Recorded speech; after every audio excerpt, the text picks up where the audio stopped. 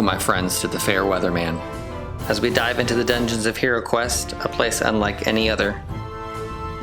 Today we're going to talk about the Rogue Heir of Elethorn, an expansion hero pack that was released in 2022.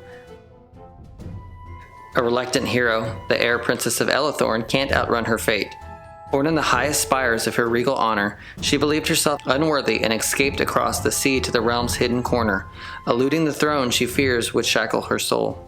Little did she know the forces of dreadful legions would raise its black banner in the farthest places, calling her back to her duty, destined to protect her elven people. A nimble and skilled skirmisher and deadly with small blades, but lacks the ability to use metal armor and shields. The rogue is independent but loyal to the monarch. We're going to roleplay a little scenario where our heroes are ambushed by a mummy and a goblin. My plan is to play these characters so that you can better understand how these characters work on the board. I hope it's super helpful for beginners and children learning how to play. The rogue can be used in many ways here, and we're going to go through all of the special skills that she has.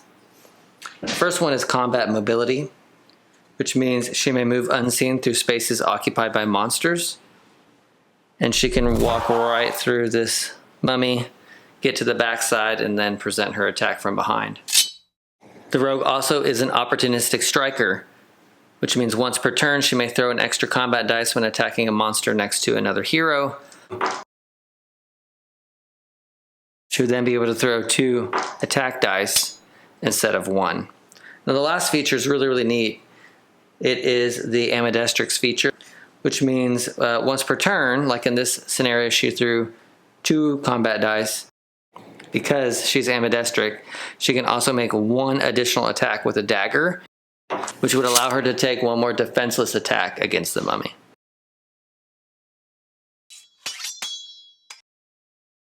Another cool feature to the rogue is that they are experienced with daggers.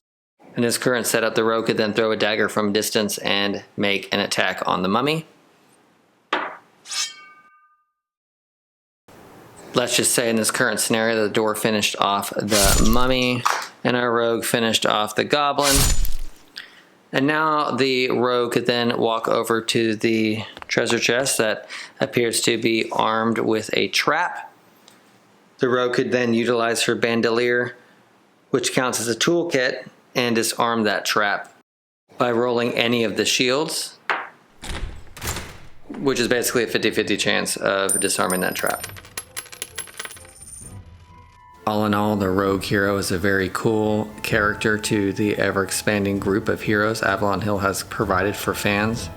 I really like the mechanics of this character, and I really do feel like the rogue is up there in that category of being a skirmisher and yet still having really cool skills that make the character unique. Please subscribe for more HeroQuest content. And remember, your very survival depends on your ability to work together, for no true hero stands alone. Come, let the quest begin.